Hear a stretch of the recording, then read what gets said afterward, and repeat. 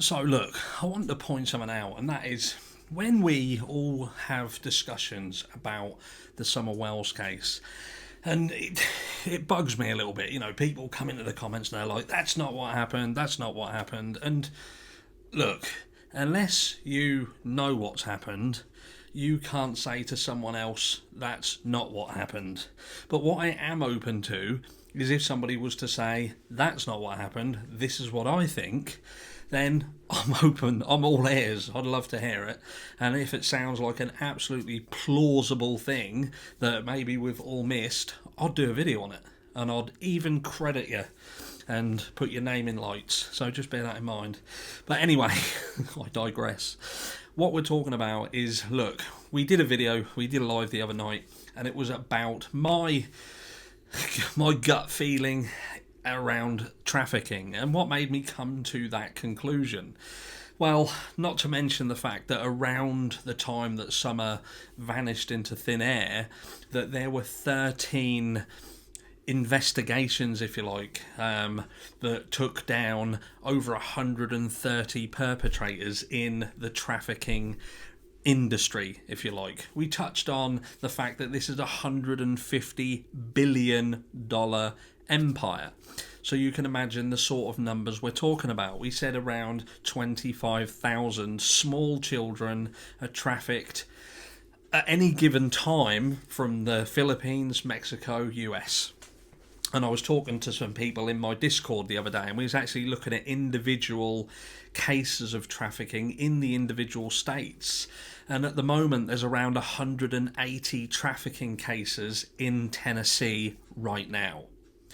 And that's a site that you can go on and check it out yourself and have a look. But anyway, so when you think about the fact that this family poses what we would call a high level risk within that industry, they would potentially be a target. And we look at a little girl who has vanished off the face of the planet.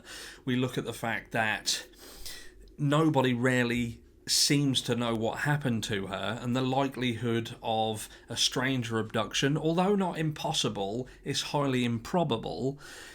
You then start to realise that there aren't that many options.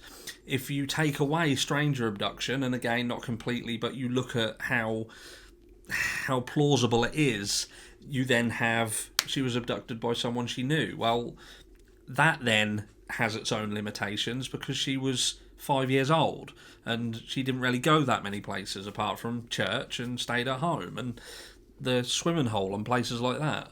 We then look at, did she wander off, which we now know that, and I think a lot of us knew, that this was a hugely feasible option. She could have wandered off. It's quite, I think that what we know of Candace and that dynamic, she could have been asleep. Grandis could have been asleep, the boys could have been busy, and Summer could have wandered off. She could have had an accident, and subsequently the family decided to cover it up.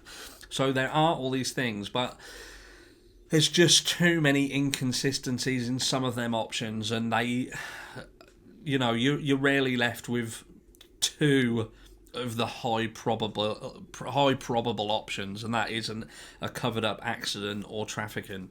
And when you then look into trafficking and the actual figures around this area, you can't rule it out. And I wonder whether there's been hints of this happening all the time. Now, I've had Don's Facebook scrolling up beside me, and you notice that some of the things that he had mentioned, like the Jezebel spirit. Now, for those of you who don't know about the Jezebel spirit, go and look it up. This was an evil female that was known as a prostitute and just a bad person. And I just wonder who he's referencing. He's clearly said that statement for a specific reason.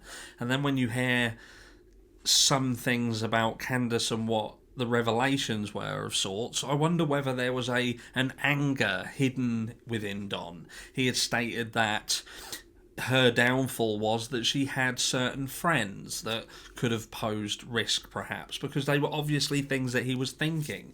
And I wonder who those friends were, Jose. I wonder who them friends were. Andrew Hiltz. I'm not going to say any more. I've said too much. I've said too much already. But Don is referring to certain people. He's referring to friends, isn't he? He's got to be. He said it. It come out of his mouth. So who are the friends that Don is talking about? Don had put on Facebook that why had Ali and them seemingly turned on them when all of this happened. And, all these little things. The fact that they uploaded the picture of Dancing Summer in front of the barrel. Well, we found the barrel. The barrel is still on the premises, but it's certainly not been used for burning, and it's certainly not important anymore because the barrel was laying down at one point and now it's been painted another colour.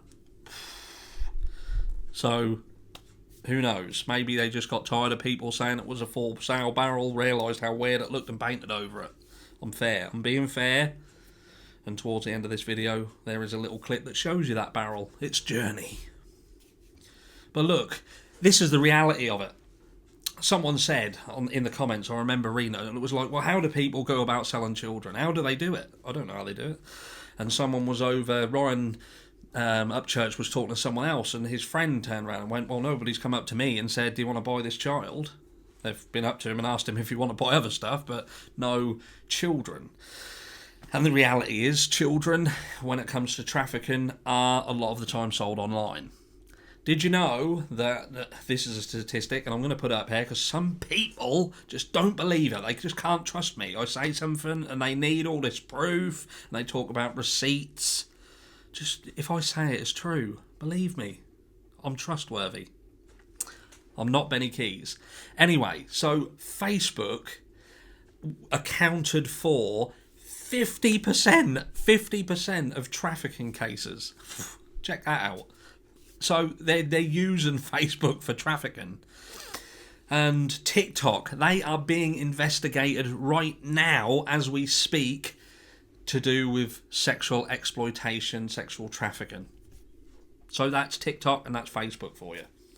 So where are children getting sold? The two places that this family were uploading pictures of Summer dancing next to a for sale barrel. Coincidence? You tell me. Tell me. I'm open. I'm all ears. But there you go. So what we've got is a high-risk family, a disappeared girl, stories that don't make sense, uploading videos of a girl dancing around a barrel with for sale written on it, to two of the biggest platforms online at the moment that are being investigated for child trafficking. I can't say any more than that. I don't know how much more I can put forward for people to stop thinking that this is just such an outrageous thing to think.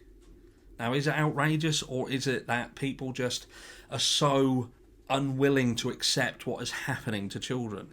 And you know what? That's what this channel's about. This channel is about enlightening people. This channel is about making you see what is happening. It's that slap round the face and saying, look, do I have to grab hold of you, shake you, and make you see what's happening? Will you then understand what's happening? Because it's happening under your nose. And do you know what? Just because you're not looking at it, just because you're not seeing it, it don't mean it ain't happening.